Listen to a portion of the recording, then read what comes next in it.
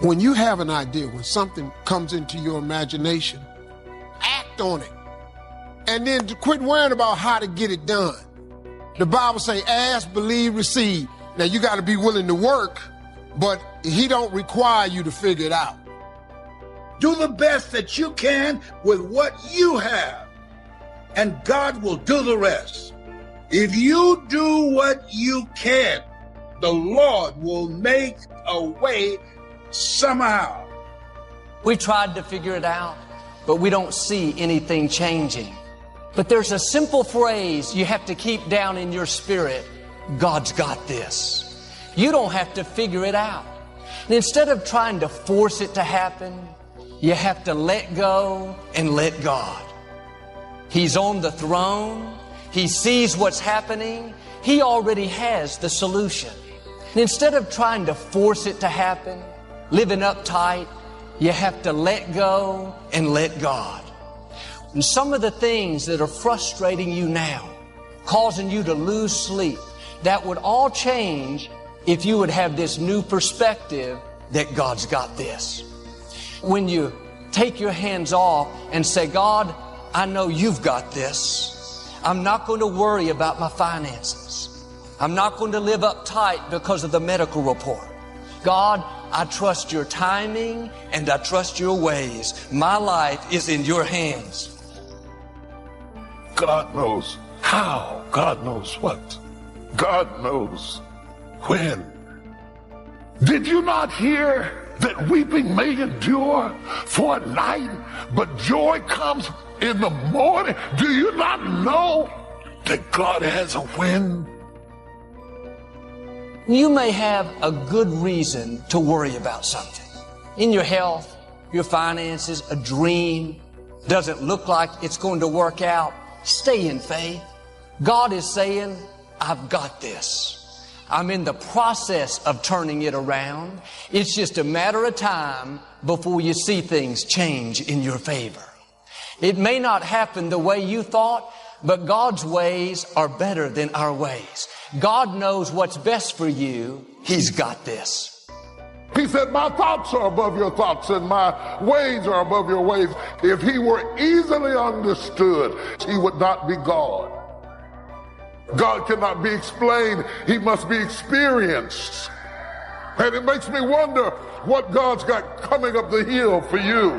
Sometimes you're so engrossed with the journey, the rocks and the ridges you have to climb, you are not cognizant of the fact that God's got a blessing coming up the other side of the mountain, coming up to meet you. What you're facing may be bigger, more powerful, but when you refuse to worry, when you refuse to live stressed out, thanking God that He's fighting your battles, knowing that He's in control, you are showing God by your actions that you're trusting Him. You're not at the mercy of random events, people wanting to do you wrong, bad breaks. God has a hedge of protection around you. Nothing can happen without His permission. Nothing can snatch you out of His hands. The number of your days He will fulfill. In life and in death, we have to know God's got this. We go hiking in the mountains sometime. They tell you, if you see a bear, don't take off running. Be still. Carry yourself with a quiet confidence.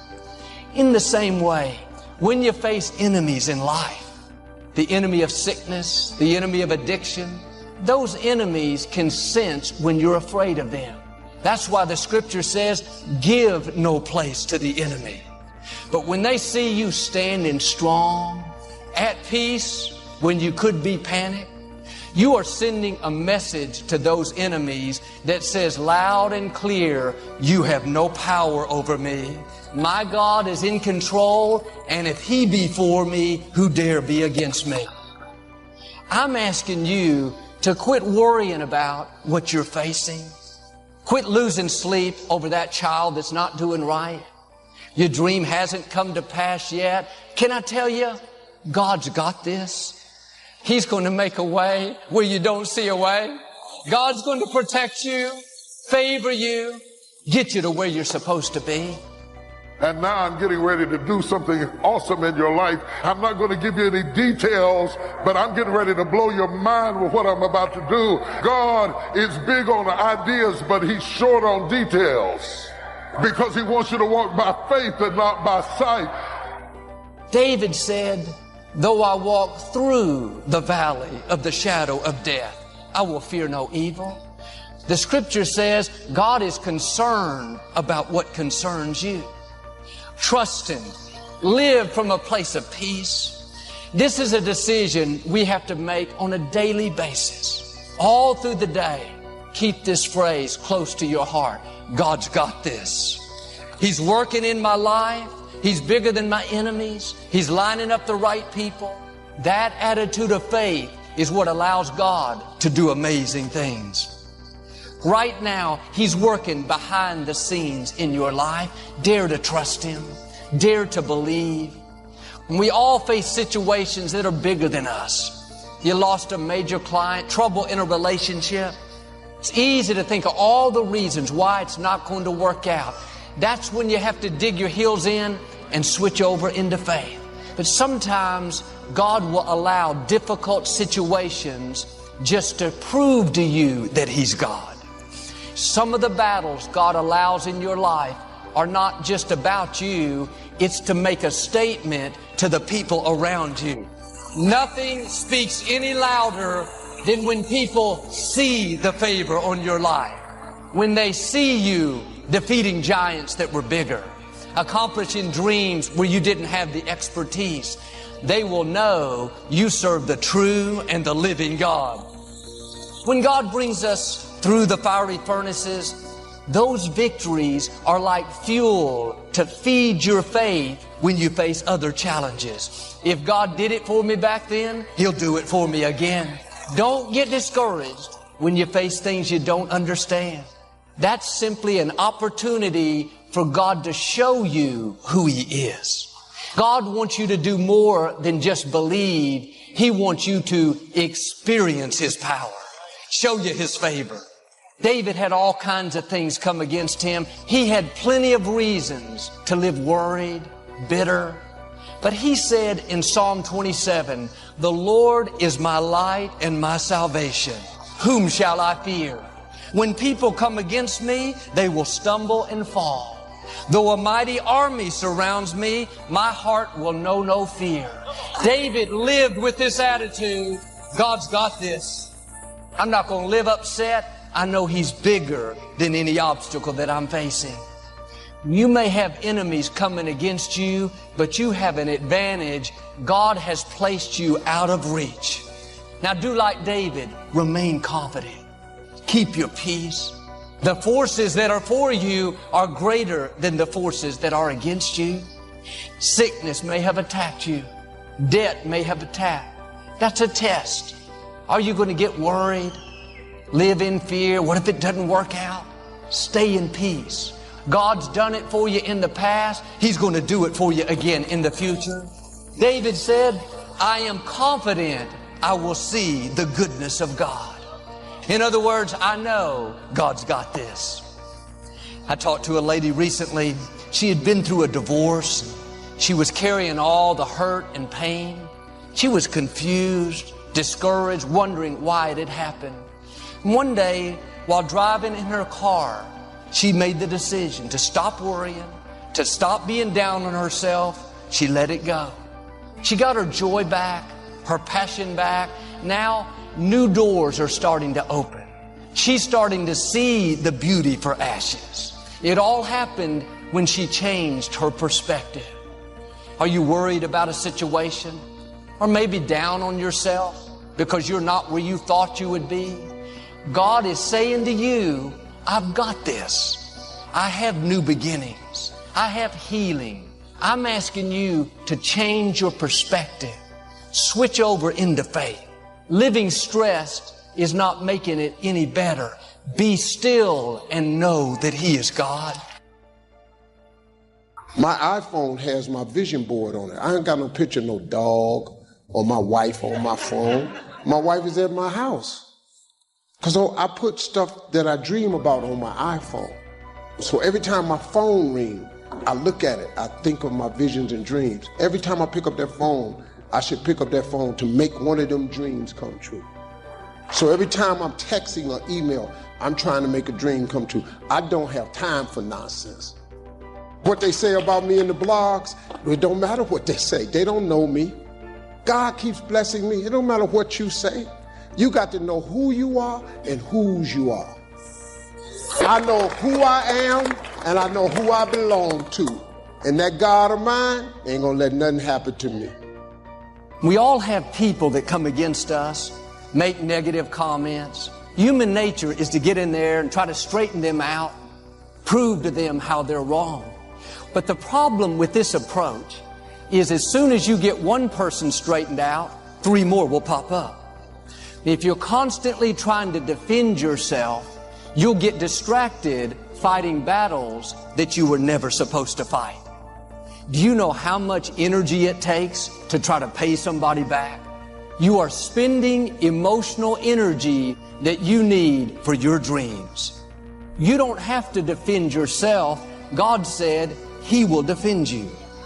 Quit worrying about the chatter, the negative comments. Those are all distractions. Well, Joel, I'm upset because I'm a good person. Doesn't matter how good you are, kind, upstanding, somebody's not going to like you. It happened with Jesus. He did nothing but good, but He was falsely accused. He was misunderstood. How did He protect His reputation? It says in 1 Peter, even though He had never sinned, He did not retaliate when He was insulted. He left His case in the hands of God. How much more peace you would have if you would start leaving your cases in the hands of God. I can assure you, God can vindicate you better than you can vindicate yourself. You don't have to try to pay people back, convince them to change their mind. Some people are never going to be for you. They're intent on misunderstanding you. They don't want to see your point of view. Now, don't go the next 5 years engaged in a battle that you're not supposed to be engaged in. Quit worrying about what they think. Quit getting all riled up thinking about how you can retaliate. I'm not going to spend my life worried about what somebody's saying, upset because they don't like me. God, I know You're my defender. That's when the Creator of the universe will go to work. When they try to make you look bad, He'll turn it around and cause you to look good. He'll cause you to shine. Quit spending all your time trying to defend yourself. You have a defender. He knows how to bring justice. He knows how to vindicate you. If you're consumed with what other people think, I've got to convince them to believe in me, then you'll get distracted and miss your destiny. God said He will fight your battles. He'll take care of that friend that's trying to make you look bad. God knows how to settle your case. People can dislike you without a cause. It'd be one thing if they knew you and didn't like you, but they judge you from a distance. They don't like you because you're happy, because you're a different nationality. They'll attack you behind your back and try to belittle, discredit you. Are you going to get offended and try to straighten them out and get involved in a battle that you're not supposed to fight? They don't control your destiny. One of the best things we can learn to do is ignore it. That's how you leave it in the hands of God. And the more successful you are, the higher you go, more people will come against you. Everybody loved you until you got that promotion, till you married that beautiful girl. Now the critics have come out of the woodwork. What the best strategy is to get even, can I tell you what it is? Be still. God said in Jeremiah, I will defend you. I will take on your case. Can you imagine having the Creator of the universe defending you? You don't have to try to prove to people who you are. You can stay in peace, knowing that it's not your battle. It's your case, but the battle is the Lord's. Can I tell you, He's never lost a case. Why don't you sit back and let your defender do his job? God takes it seriously when somebody tries to discredit you. You don't have to get upset. God sees what's happening. And sometimes He'll cause them to be quiet.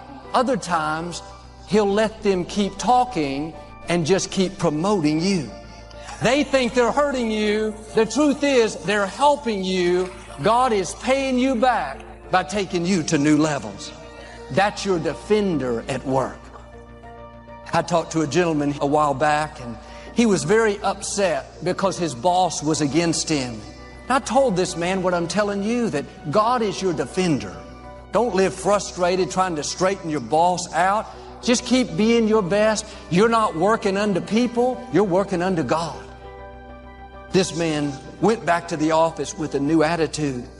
Well, one day, the CEO of the whole company was in town. The CEO was very impressed with his work. About a year later, a position came available that should have gone to his boss, but this CEO offered the position to this man. Now, instead of having to work for this boss that's hard to get along with, the tables have turned. The boss is working for him. It says in Psalms, touch not my anointed. You are His anointed. God has heard every negative word spoken against you. Like with this man, vindication is on the way. New levels are coming. God is going to make things happen that you could never make happen. Quit living frustrated, trying to win somebody over that's never going to be for you. Everybody's not supposed to be for you. You don't have to try to pay them back, get even. Just run your race with purpose, with joy, and let the negative bounce off of you. I don't mean to be negative, but somebody's always going to be talking about you. Somebody's always going to be jealous. That's not your battle. How much freer could you live if you would start leaving those cases in the hands of God? And as long as you're honoring God, no person can stop you, no group. Promotion doesn't come from people, it comes from the Lord. And some people, no matter what you do, are not going to be for you. Not everyone is going to like you or understand you. If you want everybody to like you, you'll get stuck. How much time are you spending worried about what they're saying? Trying to pay that friend back for making you look bad. You don't have time for all that pettiness. Let it go in one ear and out the other, and use that energy to move toward your God-given dreams. So one of my favorite quotes by Ralph Waldo Emerson is that the most difficult thing for a man to do is to be himself in a world that's constantly trying to change him. So what do? Easier said than done, but what I have to do is you've got to ignore everyone. If you want to be true to yourself without being sullied by the opinions, either good or bad, negative or positive, because they're both forms of slavery, you've got to close your door, you've got to shut off your phone, you've got to shut off your computer.